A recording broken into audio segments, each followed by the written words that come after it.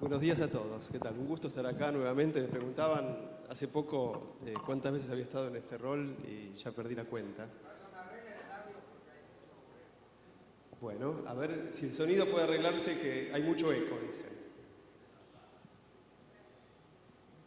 Vamos a probar a ver si va mejor.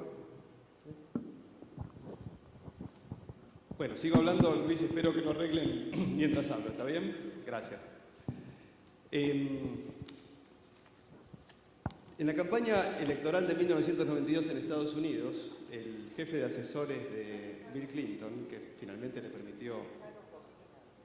permitió ganar esa elección, escribió en un pizarrón en el cuartel de campaña las 3 frases que iban a definir esa campaña, para que todo el equipo de Bill Clinton lo recuerde y lo represente todo el tiempo. La primera de esas premisas era cambio o más de lo mismo. La tercera de esas premisas era no se olviden del sistema de salud, pero lo que lo hizo famoso a esta persona, y posteriormente a Bill Clinton, era la segunda frase. Y la segunda frase era, es la economía. Es la economía. Para un sector como el nuestro, que es tan dependiente de inversiones de capital intensivo, de inversiones de largo plazo, de una cantidad de riesgos producto de la falta de liquidez de los activos con los cuales trabajamos, la economía, particularmente la macroeconomía, juega un rol importantísimo. Y mucho más en un país con las grandes fluctuaciones económicas en las cuales vivimos, que hace que sea tan difícil planificar el futuro y predecir el futuro. Por eso hoy estamos haciendo un panel que en este contexto en particular de tanta volatilidad e incertidumbre económico, creemos que es importante para nuestro sector. Un panel conformado por economistas de primer nivel que vienen a discutir desde el punto de vista de la cuestión macroeconómica cómo ven el impacto dentro de nuestro sector. Gonzalo de la Serna, Nicolás Dujovne, Juan José Cruces, y la primera pregunta que les quiero hacer, para romper el hielo, muy sencillita, es cómo ven la situación actual. Nico, ¿qué te parece?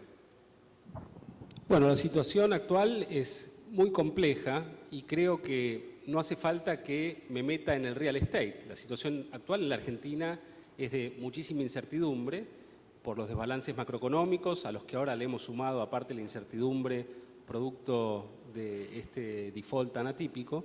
Entonces, el sector de real estate no puede escaparse a el mismo ambiente en el cual están conviviendo el resto de las actividades del país, que están afectadas no de la misma manera, pero por los mismos factores, ¿no? Entonces creo que el sector no escapa a las generales de la ley y está afectado muchísimo por la incertidumbre, que en este sector además es muy dañina, ¿no? Claro. ¿Y a vos, Gonzalo, qué te parece? Bueno, podría decir lo mismo que Nicolás. Pero bueno, para decir algo distinto.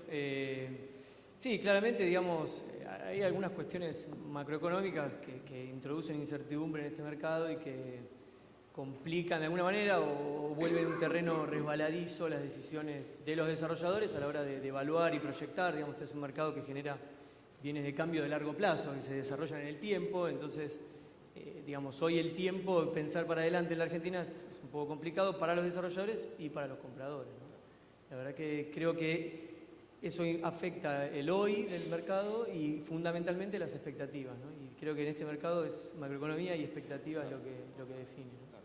Juanjo, ¿a vos qué te parece? Yo suscribo todo lo que dijeron ellos, pero en adición a la volatilidad económica y política, digamos desde el 16 de junio para acá, si nos hacías esta pregunta hace 3 meses, cuando parecía que Argentina se encaminaba a una relación más normal con el mundo, el sector de real estate igual tenía problemas. Yo creo que este sector está siendo víctima de su propio éxito. Le fue muy bien y el problema es que quedó con niveles de precios demasiado altos y eso está conspirando contra el nivel de actividad del sector. Nico, ¿te animás a, en 5 minutos, contarnos más detalladamente tu visión?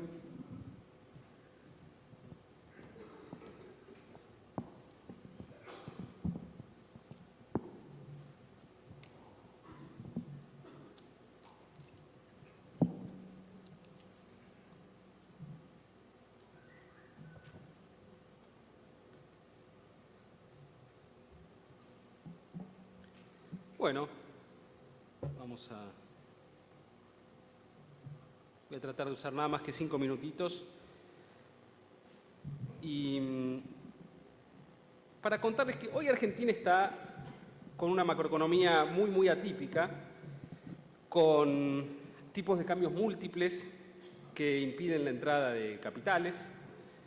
La Argentina desde el año 2008 expulsa entre 15.000 y 20.000 millones de dólares por año de capitales al exterior. Eso durante algunos años no pegó tanto hasta que nos consumimos las reservas. Perdón, La Argentina tiene la peor combinación de inflación y riesgo soberano del mundo. Casi que es un milagro que esta economía esté funcionando como está funcionando, con tantos mercados disfuncionales en la actualidad. Ahora, hay otro mundo afuera y hoy la Argentina es la combinación de un montón de incertidumbre durante la transición política y alguna esperanza de que a partir del 2016 la Argentina empiece a hacer algunas cosas no muy originales, sino simplemente las que hacen el 95% de los mercados emergentes. Si empezásemos a hacer lo que hacen el resto de los mercados emergentes,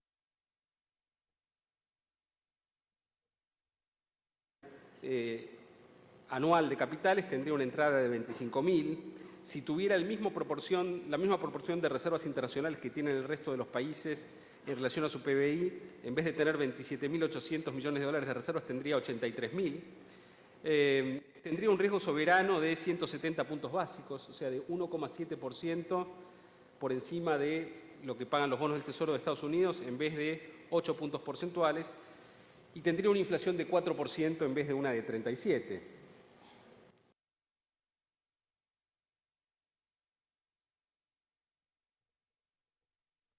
Apreciar aún el tipo de cambio oficial, es decir, lo que hoy vale 8,30, es muy probable que en una economía que empiece a recibir un influjo de capitales como el que describíamos recién, tengamos presiones para tener un tipo de cambio que probablemente sería equivalente a uno de 6,80, 6,70 de la actualidad. Entonces, los precios en dólares de muchos bienes de la economía argentina van a ser más altos. La otra cosa que va a pasar es que como la Argentina va a empezar a luchar contra la inflación, va a tener tasas de interés positivas en pesos. Es decir, si bien la tasa en dólares va a bajar porque va a bajar el riesgo país, la tasa en pesos va a ser más alta porque vamos a tratar de ganarle a la inflación con la tasa para que los ahorristas lleven su dinero a los bancos y que no se les licúe, para bajar la tasa de inflación. Y la contrapartida es que si bien los plazos fijos de los bancos van a estar compitiendo contra el real estate, del otro lado del activo de los bancos van a estar prestando para hipotecas, ¿no? Entonces es un escenario con cosas a favor y en contra. Para ir redondeando, los salarios en dólares de la Argentina, así como Juanjo decía que los precios de los activos en la Argentina en dólares del real estate han quedado altos, bueno, los salarios en dólares de la Argentina, si uno mira la evolución de los últimos 14 años, han sido los que menos han crecido en la región. Esta contrapartida de que el tipo de cambio real de la Argentina hoy parece subvaluado para la entrada de capitales que podemos llegar a tener cuando nos volvamos un poquito más confiables y un poquito más normales.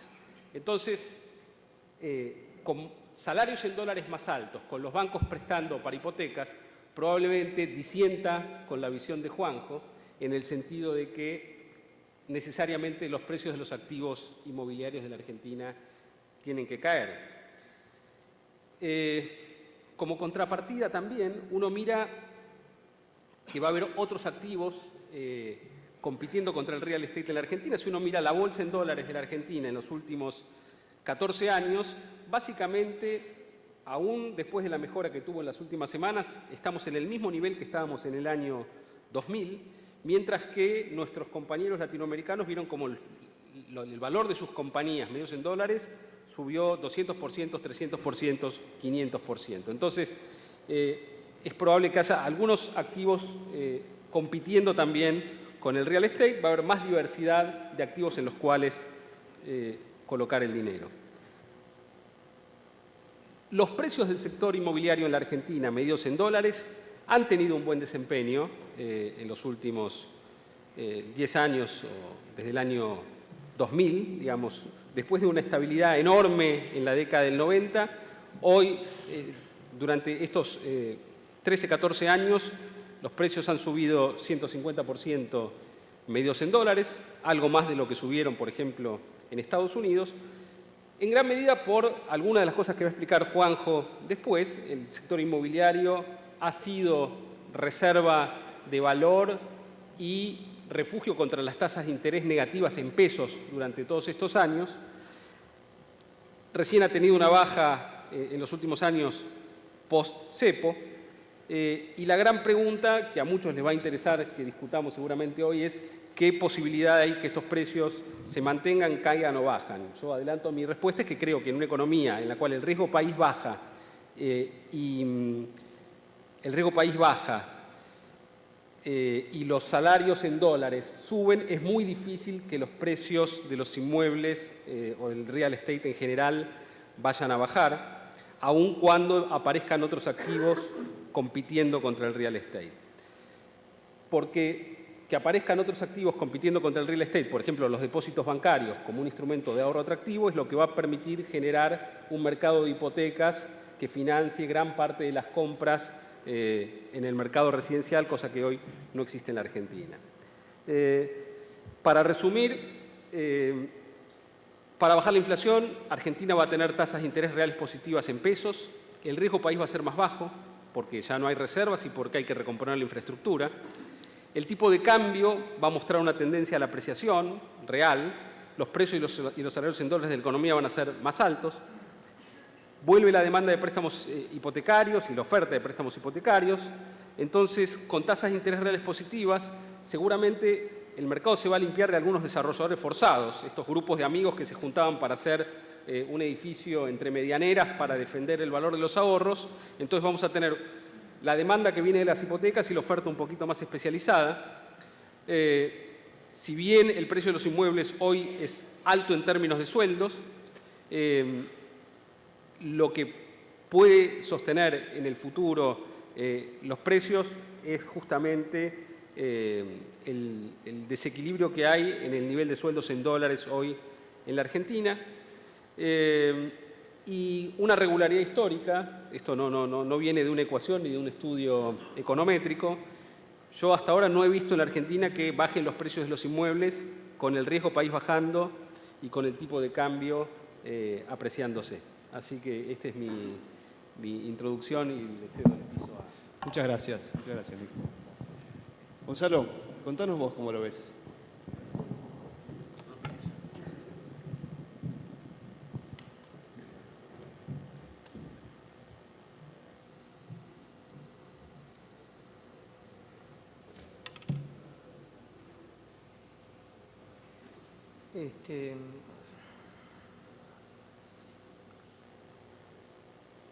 Bueno, no digo ninguna novedad si digo que la situación del mercado es compleja, por lo que decíamos al principio.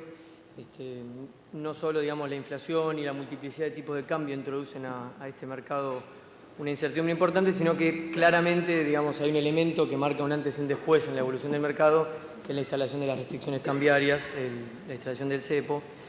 Y entonces yo seleccioné 5 elementos como para diferenciar un poco qué es lo que cambió en el mercado, qué es lo que me parece que cambió en el mercado, en la dinámica de este mercado desde la instalación del cepo, ¿no? Claramente pasamos de un mercado con precios y pagos en dólares a un mercado que no tiene muy en claro cuál es su unidad de medida, digamos, hay de todo.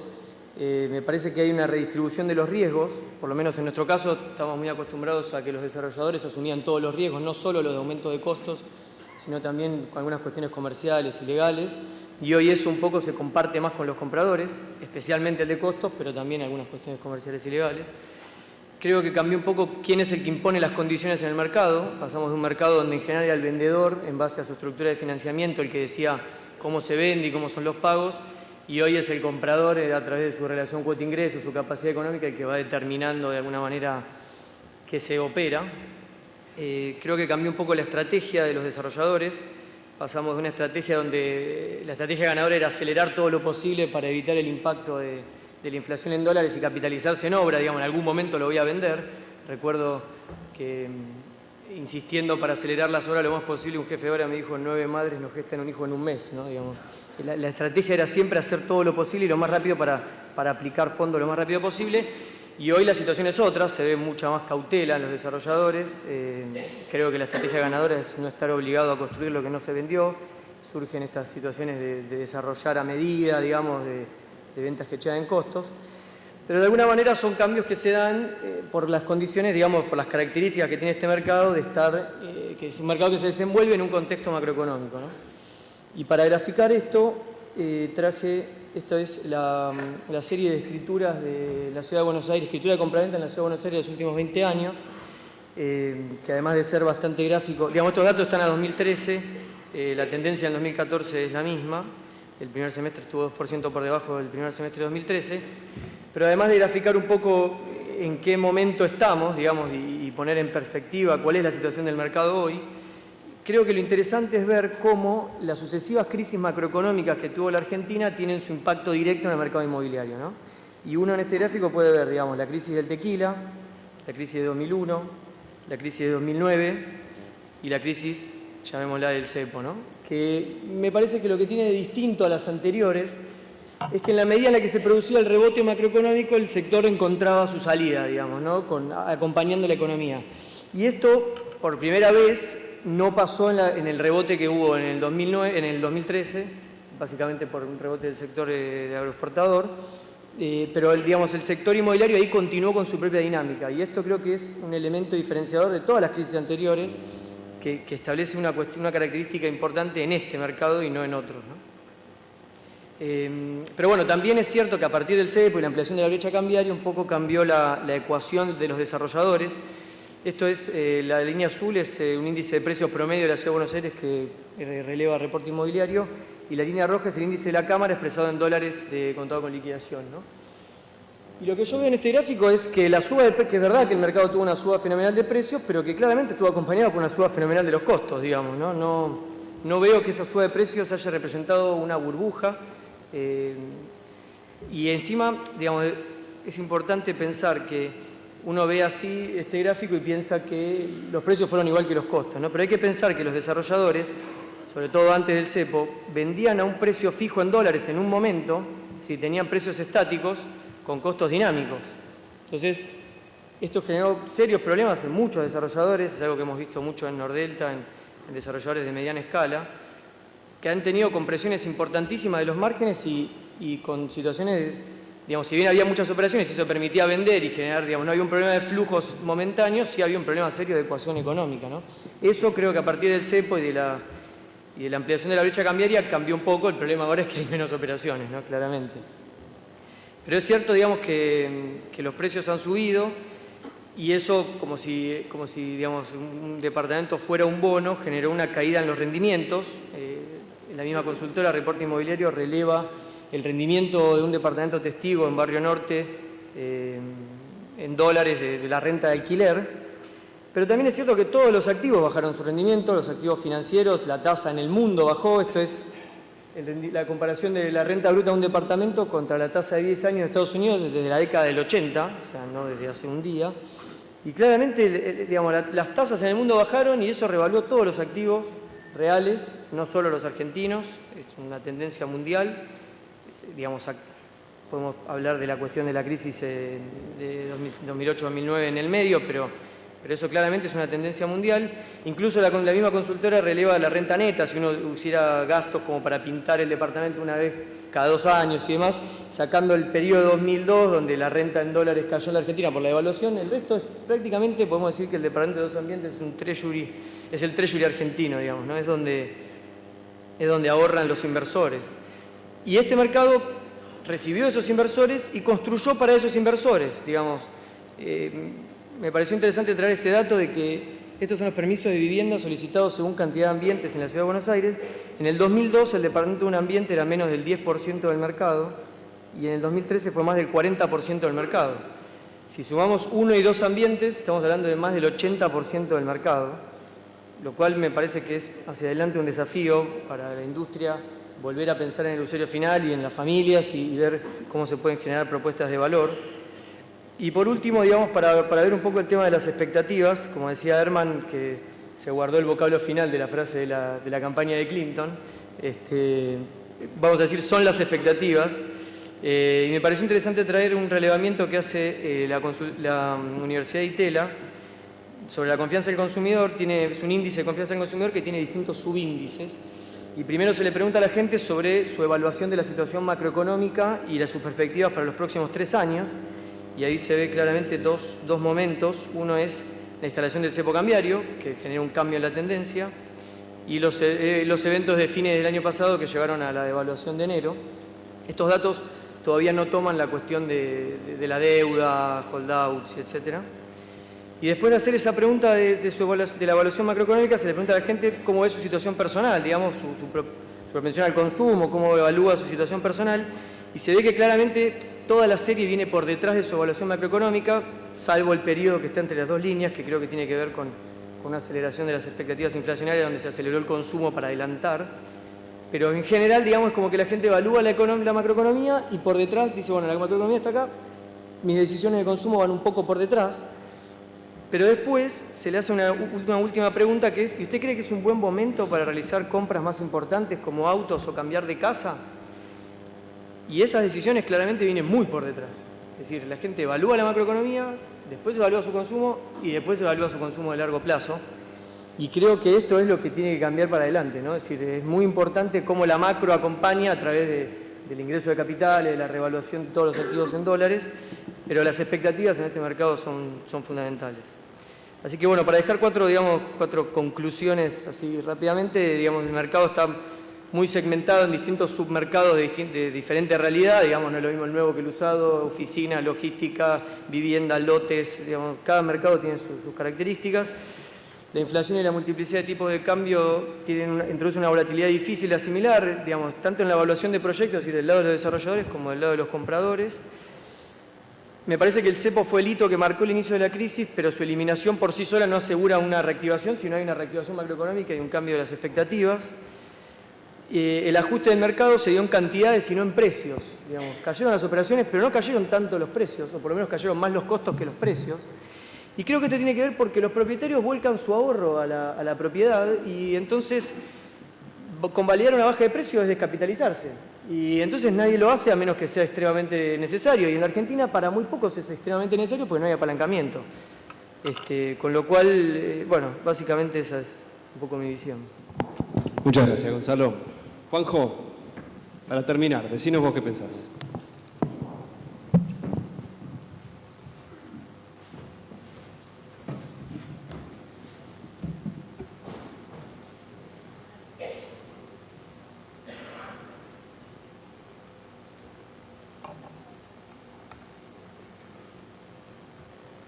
Ok.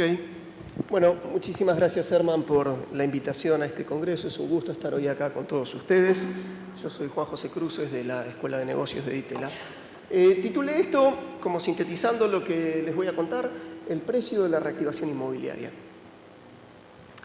El sector está en recesión. Escuchando ayer el panel principal de la mañana, parece que no todo el mundo está en consenso de que hay recesión, pero en línea con lo que acaba de mostrar Gonzalo. El año pasado se hicieron 60.000 escrituras de compraventa en Capital Federal, eso es 36% menos que en 2011.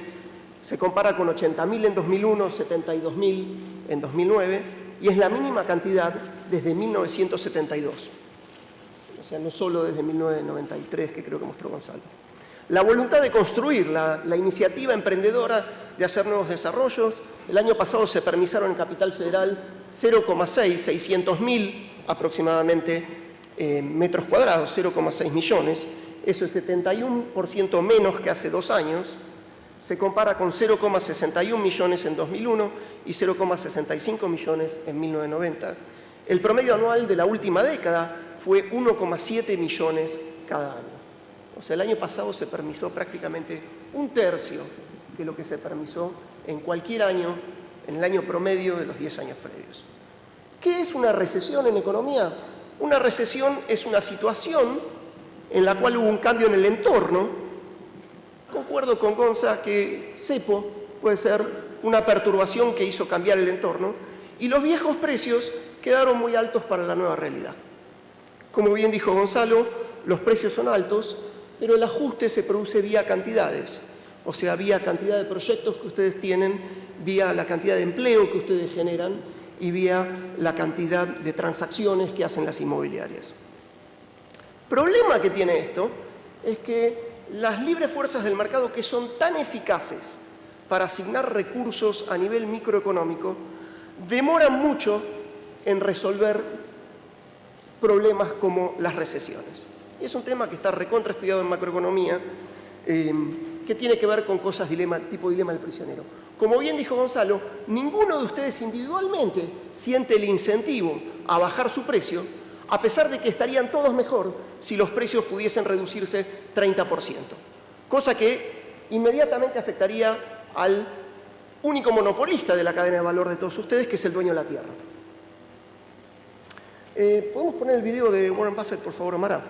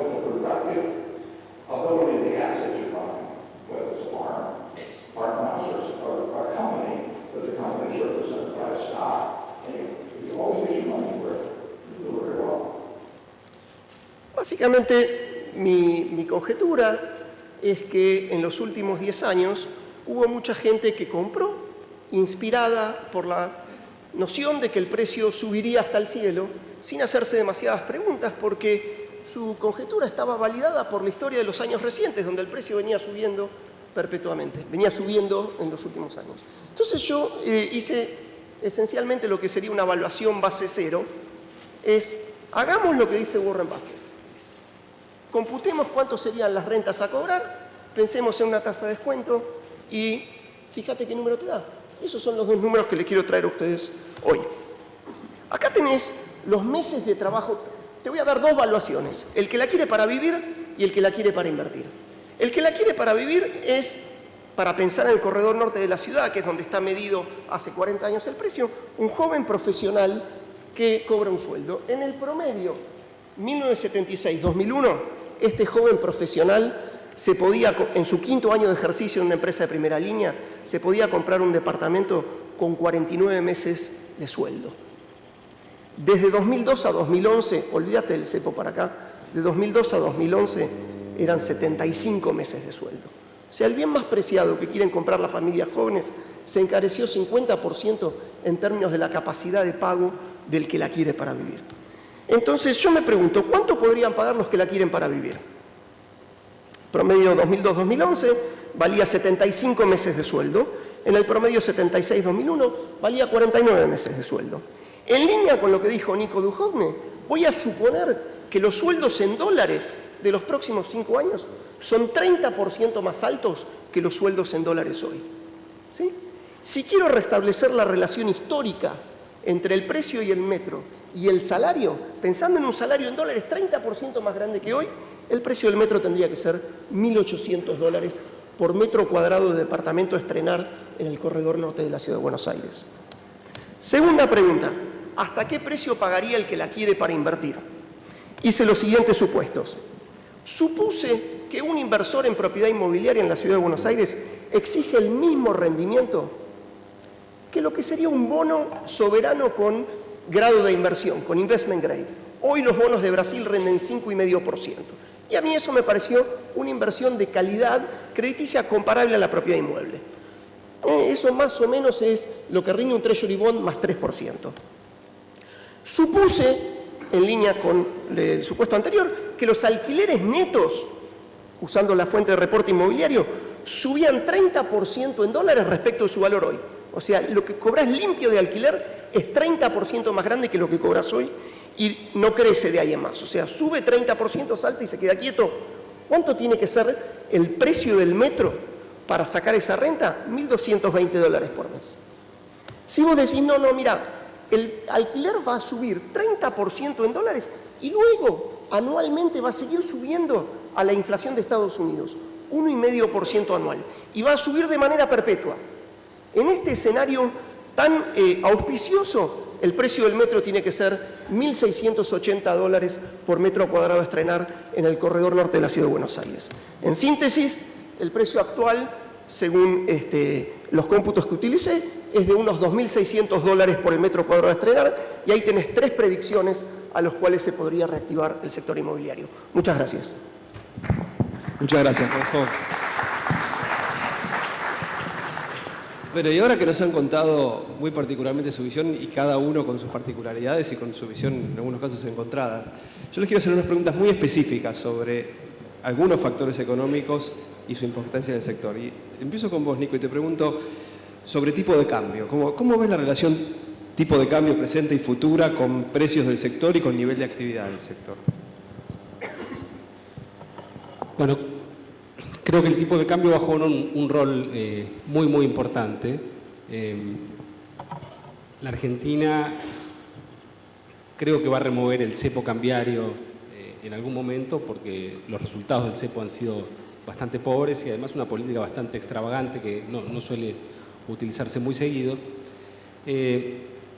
Eso en cierta medida ya nos está diciendo una cosa: va a haber libertad cambiaria y eso en parte va a volver a aceitar el mercado. Y creo que eso es algo que van a hacer todos los candidatos que vengan. Básicamente porque como va a haber presión a la entrada de capitales, va a ser muy fácil remover el cepo, y como todos quieren combatir la inflación, las tasas de interés van a ser positivas en términos de inflación, con lo cual, digamos, no va a haber ningún problema en que la Argentina remueva los controles de capitales. La presión va a ser a la apreciación. Entonces, creo que la política cambiaria va a jugar en favor del sector inmobiliario. Por supuesto, vamos a tener distintos, hay matices, no sabemos quién va a ser el próximo presidente de la Argentina, ¿no? Y cómo va a defender y cómo se va a ir configurando este tipo de cambio, que creo que en todos los casos va a ser más apreciado que el actual. Bueno, cuanto más enamorado esté de la libertad de mercado el próximo presidente, bueno, seguramente va a tratar de defender la estabilidad cambiaria también abriendo mucho las importaciones para que eso absorba parte de los dólares, y paradójicamente en un equipo económico más pro mercado puede llegar a tener un tipo de cambio, inclusive un tipo de cambio real más depreciado, porque va a permitir que se importe libremente, porque probablemente empuje a una baja en los aranceles de importación y eso absorba parte de los dólares financieros que van entrando, y bueno, y algún candidato más proteccionista, digamos, probablemente hasta termine con un tipo de cambio más apreciado que uno que no lo sea. Pero en todos los casos, Argentina en los próximos años no va a tener el boom para crecer que provino de la suba del precio de la soja. La soja se duplicó, triplicó durante algunos momentos en los últimos 10 años, eso generó un empuje muy grande. Otro empuje provino de que el gobierno que está terminando el año que viene arrancó con un desempleo altísimo y con mucha capacidad ociosa, y eso también generó un empuje muy grande para el crecimiento, mientras todo eso se iba incorporando, todos esos desempleados volvían a incorporarse al mercado laboral, generó un empuje muy grande. La Argentina, para poder crecer a tasas elevadas durante los próximos años, lo único que sabemos que tiene para generar un poquito de magia es volver a abrirse al mundo y que entren capitales. Eso, digamos, con los matices que describíamos recién, nos da un tipo de cambio más apreciado y, en mi opinión, digamos, le pone algo de soporte al movimiento del mercado inmobiliario, ¿no? Juanjo, vos en tu presentación ya asumías cierta apreciación, ¿no es cierto? Y así todo tenés como cierta visión sobre los precios y sobre el nivel de actividad. ¿Por qué nos cuentas un poquito más de eso? Bueno, las grandes devaluaciones que fueron percibidas como duraderas fueron lo que generó grandes bajas del valor de la propiedad. O sea, lo que permite coordinar a los agentes económicos en que efectivamente bajen los precios han sido históricamente las grandes devaluaciones. La devaluación de 1982 y la devaluación de 2001. La devaluación de 1989 fue una devaluación importante, pero fue muy transitoria. Lo que yo me imagino para el futuro, muy en línea con lo que sugiere Nicolás en términos de tipo de cambio, es que tenemos ahora estamos viendo una devaluación real, o sea, ir a cenar en Buenos Aires te está saliendo menos dólares libres de lo que te salía hace un par de años, pero me lo imagino en ese contexto como algo muy transitorio por las mismas razones que escribió Nicolás. El gran factor de riesgo, simplemente para complementar lo que dijo Nicolás, es una suba de la tasa de interés en Estados Unidos, que muy posiblemente venga asociada a una depreciación del precio de los commodities. Ahí sí se nos da vuelta la taba y cambia totalmente el escenario macroeconómico en Argentina. La moraleja de todo esto es, si te hacen una oferta para comprar lo que tenés para vender a un precio un poquito menor de lo que vos tenías en mente, aceptá que es buen negocio. Gonzalo, ¿puedo? dale, complementalo, dale. La cachetada de optimismo que me pegó Juan, me permitió, Juan, con todo el respeto y la admiración del mundo, disentir un poco en el sentido de que si ese escenario de revaluación real en dólares, digamos, por ingreso de capitales, un escenario de mejora macroeconómica en la Argentina se diera, rápidamente se te ponen los costos muy pegados a los precios, digamos.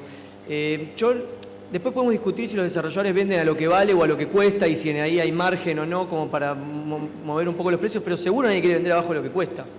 Y creo que eso se pone muy rápido a competir en un escenario de revaluación. Entonces, no veo tanto espacio para que se dé una caída. También con respecto a es verdad que coincido en que las devaluaciones han producido bajas en los precios de los inmuebles, pero también la gente la vivió y tiene memoria, y sobre todo la Argentina que tiene mucha memoria económica, y también hay mucha gente que en el 2002 se apuró a vender y después se arrepintió, digamos, se apuró a convalidar esas bajas, y en el año 2003, 2004, 2005 se arrepintió y fiero. Entonces, no veo hoy ese escenario. No se está dando, de hecho, desde principios del 2012 hasta ahora, digamos, más de un año y medio, no lo estoy viendo. Una salida a vender, a convalidar bajas excesivas. Creo que lo que está pasando es que el mercado espera en una estación, que venga el tren de la macroeconomía de vuelta.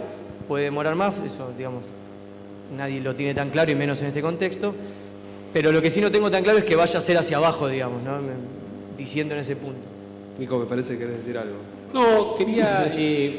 volviendo a las proyecciones de Juanjo, que son el tema polémico de hoy, vos no estás asumiendo en la renta de quien alquila un departamento ninguna apreciación del inmueble para adelante. ¿Estás asumiendo? Sí, cuando sube la renta esperada a 1,5% anual, eso inmediatamente hace que el precio crezca en el tiempo al 1,5% anual acumulativo.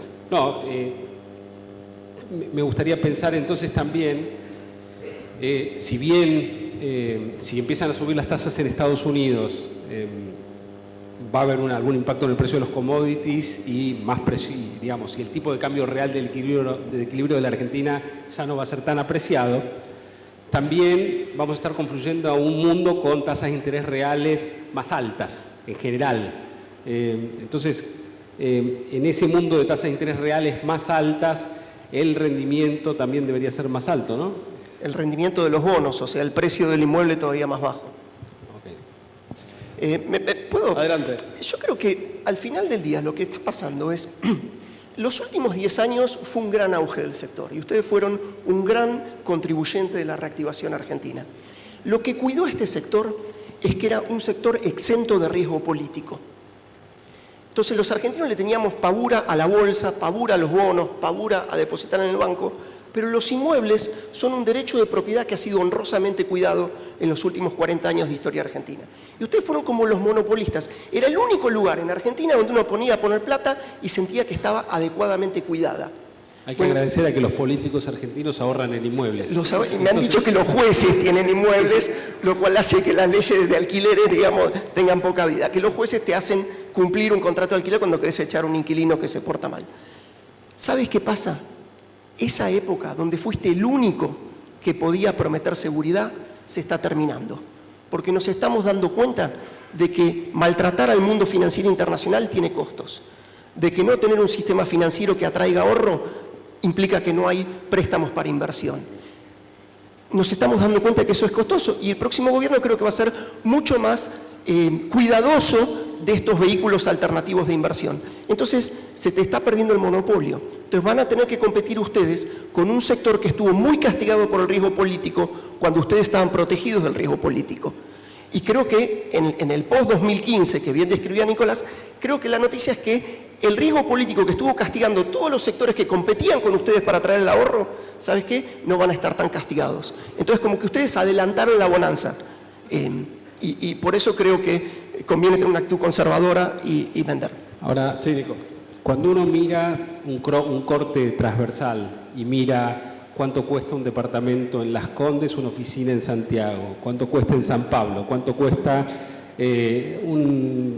hoy el mercado residencial en Montevideo, bueno, encuentra que los precios de Buenos Aires son más bajos y yo creo que no hay que minimizar cuál es el hábitat de negocios en el que estamos viviendo, que eso le agrega valor al precio del real estate, el efecto riqueza de las compañías que habitan esos países. Digamos, la capitalización de mercado hoy de la Argentina es ínfima comparada con la de países muchísimo más chicos.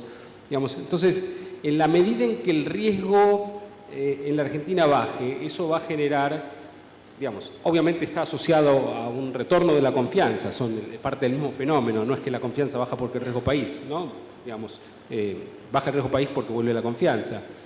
Ahora, el efecto riqueza que eso genera, el efecto estabilidad, el efecto de volver a traer un montón de empresas que se fueron de la Argentina y que generaron un montón de vacancia, por ejemplo, en toda la ciudad de Buenos Aires, cuando Argentina destruyó el régimen de FJP, cuando echamos a los bancos de inversión. Digamos, creo que Argentina presenta muchas particularidades también, así como del lado favorable la tasa de interés real negativa generó un boom de inversiones que probablemente algunas no deberían haberse hecho o sobraban.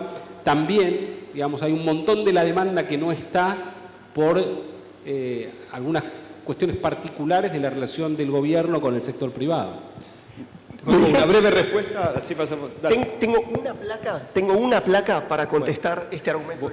Buscala, ¿sabes qué? Buscala mientras yo quiero que Gonzalo hable de otro tema que influye dentro de esto, que es la inflación, porque estamos hablando de tipo de cambio, estamos hablando de certidumbre política, pero la inflación tiene un impacto enorme, me parece, sobre toda la cuestión de precios, sobre el nivel de actividad y también sobre las estructuras legales que se usan en general para los proyectos. ¿Cómo lo ves el tema? Sí, bueno, un poco es lo que sucintamente ponía en la comparación antes y después del cepo en términos de los riesgos, ¿no? Es decir, el periodo 2005-2011, el desarrollador en general asumía ese riesgo de aumento de costos que fue mortífero para muchos y para los negocios, para todos. Una inflación en dólares muy importante y creo que eso a partir del cepo, digamos, de la especificación del mercado, sobre todo del nuevo, generó una redistribución en ese sentido y se buscaron estructuras que pudieran trasladarle al comprador, digamos, el riesgo de aumento de costos. Si yo te vendo a este precio, ajustable por... Y ahí surgió la creatividad argentina para inventar ajustes de todos los colores. Porque digamos. Los ajustes son ilegales, de hecho. Sí, sobre todo... A mí me llama mucho la atención el tema de cómo proliferó el ajuste por índice de la Cámara, de la construcción, que tiene algunos riesgos legales, en mi visión, digamos, la ley de convertibilidad en la Argentina no está derogada y eso prohíbe la indexación, con lo cual, dependiendo de la estructura de venta, eso es lisa y llanamente una indexación. Y entonces, como una vuelta a eso, también fue el resurgimiento de los fideicomisos al costo, que después discutimos si los compradores están lo suficientemente informados o no respecto de cuál es el costo, quién lo audita, el costo de qué, digamos. Pero claramente hubo creatividad en ese sentido y movimiento rápido de los desarrolladores para generar estructuras que le permitieran trasladar el riesgo, especialmente del aumento de costos, que es el más importante, pero hay otros, algunas cuestiones legales, digamos, quién se hace cargo, digamos, los compradores se vuelven bien si son fiduciantes, si son beneficiarios, cómo se involucran en el fideicomiso puede tener diferencias legales, y algunas cuestiones comerciales, es decir, salgo a vender, si no formo el fideicomiso no vendo, digamos. Creo que ahí el mercado se movió rápido y bien, como para reacomodarse al nuevo escenario, y hoy de alguna manera las operaciones que se hacen de ese modo, especialmente en el nuevo, ¿no? Pero hay movimientos de los desarrolladores de ser un negocio de margen a un negocio de honorarios, ¿no? Claro, bueno, esa es un poco mi tesis, Claro. Que el peligro es pasar de un negocio de margen a un negocio de fee. Claro. Digamos, yo creo que el desarrollador es mucho más que una línea más en el presupuesto y te cobro 10% para gestionarte esta obra, digamos. El desarrollador tiene que plantear un hábitat, una propuesta, digamos, es una propuesta de valor, como decía antes, vender a lo que vale y no a lo que cuesta. Cuando uno entra en el te vendo a lo que cuesta, ahora funciona porque los desarrolladores por ahí ponen los terrenos y los fideicomisos a otro valor, entonces hay algo de margen ahí, más el fee de la administración de la obra, más o menos se va llevando. Pero en el mediano plazo, digamos, todos pretendemos que esto mejore y se puede volver a una situación anterior, pero de no ser así, si nos ponemos a revisar realmente cuáles son los costos, bueno, ahí el desarrollador puede tener un problema, ¿no? Claro. Juanjo, querías mostrar una placa. Sí, por favor. ¿Podemos poner esta placa? El argumento de Nicolás y de mucha otra gente es que si vos comparas el precio del metro en Buenos Aires con otras ciudades latinoamericanas similares, todavía está barato. Así que en una Argentina normal, como bien hizo el argumento respecto de la bolsa, Nico, el precio del metro también tiene que subir. Entonces me tomé el trabajo de hacer una encuesta informal entre exalumnos de cuánto valía en distintas ciudades latinoamericanas el precio del metro a estrenar en barrios comparables a lo que es Belgrano, Núñez, Barrio Norte. Y también cuánto era el sueldo actualmente, cuánto es el sueldo de un joven profesional en su 5º año de ejercicio, que es lo que tengo en Argentina. Y acá tenés, en Buenos Aires son 92, o sea, un sueldo hoy son $1.685 libres de bolsillo por mes, y el precio del metro 2.600 te da 92 meses. ¿Y qué tenés, por ejemplo, en México? Y bueno, en México tenés un precio de $3.100, correctamente más alto que Argentina, pero un sueldo de $2.200. ¿Y qué tenés en Chile? $2.500 el metro, pero tenés un sueldo de $4.300. En San Pablo, en Río de Janeiro, tenés un sueldo de un joven en su 5º año de ejercicio de $3.500. O sea, es cierto que los precios están más altos en América Latina, pero tienen un alto, yo le llamo apreciación cambiaria, en la tecnología de Nico la llama depreciación cambiaria, es un muy alto valor de sus precios internos expresados en dólares. ¿Entendés? Entonces los sueldos en dólares son muy altos también. A ese tipo de cambio real, en Argentina, quiebra toda la industria. Entonces yo no creo que vayamos a tener ese nivel de tipo de cambio real. Y por eso creo que hacemos mal en comparar el precio en Buenos Aires con el precio en otras ciudades. Porque lo que pasa en las otras ciudades es que todo en dólares está carísimo. Ir a cenar, un café, un sueldo, cualquier cosa está carísima y también el precio del metro. Y entonces me parece una mala comparación. Gracias. Gonzalo, ¿algún último comentario? No, es una reflexión, no sé si... Yo tengo mis dudas respecto de que en la Argentina el nivel de salario en dólares sea el indicador del movimiento del mercado inmobiliario o de las tendencias del mercado inmobiliario, básicamente porque la Argentina es un mercado que del lado de los compradores de vivienda y de este tipo de viviendas que se miden con el salario no hay crédito. Entonces yo tomaría mucho ese indicador si uno pudiera ver a partir de ese indicador la relación cuota-ingreso. Entonces, bueno, cuántas personas se animan a tomar el crédito o no, como pasa en otras ciudades latinoamericanas donde vos comparás en Brasil, bueno, cuál es el salario en dólares en Brasil, pero bueno, la persona va al banco y le dan un crédito a 30 años. Digamos, eso no pasa en la Argentina y no creo que hoy el movimiento del mercado tenga que ver con el salario en dólares. Por eso es un hecho que es muy claro, por lo menos para mi generación, digamos. En mi generación no se compra un departamento con el salario, digamos, si no hay una ayuda familiar. Y sin embargo el mercado inmobiliario creció fenomenalmente. Entonces no sé si el salario es el indicador de este momento particular del mercado argentino. Nico, mira, hay una pantalla ahí roja que dice fin. Así que, en breve, una recomendación para el futuro. Una recomendación para el futuro, bueno, bastante té de tilo y ribotril para los próximos 4 o 5 meses, porque van a ser complicados. más complicados de lo que de repente pensábamos hace 1 o 2 meses. Estábamos muy justitos y ahora el lío que armamos con el default nos ha complicado un poco más. Pero yo soy muy optimista con el mediano plazo y bueno, muchos de ustedes trabajan con el mediano plazo, entonces creo que es un mercado distinto que el que vimos durante estos 10 años, donde hay algunos nichos que van a, me parece, tener un desarrollo bárbaro, que es todo lo que aparezca de la mano del crédito hipotecario, que hoy está, es llamativo, una economía que funcionó 10 años sin crédito hipotecario. Creo que ahí va a haber que ser creativo también y durante los años de la transición, hasta que bajemos la inflación, adaptarnos a indexar los créditos como hicieron en Chile, en Uruguay, para que podamos empezar con los créditos hipotecarios antes de que la inflación termine de bajar. Y bueno, es un poquito el panorama. Juanjo, también tus palabras finales. Sobre el crédito hipotecario, creo que el sector está en una ilusión de que el resurgimiento del crédito hipotecario lo va a salvar y le va a permitir todo el stock que tiene construido. Creo que es un error. El crédito hipotecario en Argentina nunca fue muy abundante y va a volver a ser abundante cuando esto, en vez de ser la convención de real estate, sea la convención de inversores en la parte activa de créditos hipotecarios. Cuando sintamos que la mejor manera de cuidar a nuestros hijos para cuando nosotros no estemos más es, en lugar de comprarle un inmueble, como viene siendo en la historia argentina, otorgar un crédito hipotecario en pesos a 30 años. Creo que va a pasar mucho tiempo antes de que eso suceda. Para cerrar, yo creo que vos fuiste a un boliche y tu mamá te contó que sos muy lindo y estás esperando que pase Zaira Nara. Y sabés que Zaira no está pasando, pero hay un montón de chicas lindas con las cuales podés pasarla bárbaro.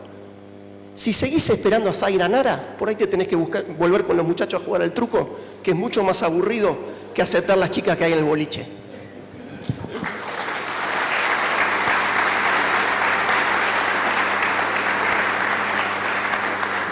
Gonzalo, te dejo para decir cómo ves vos el futuro.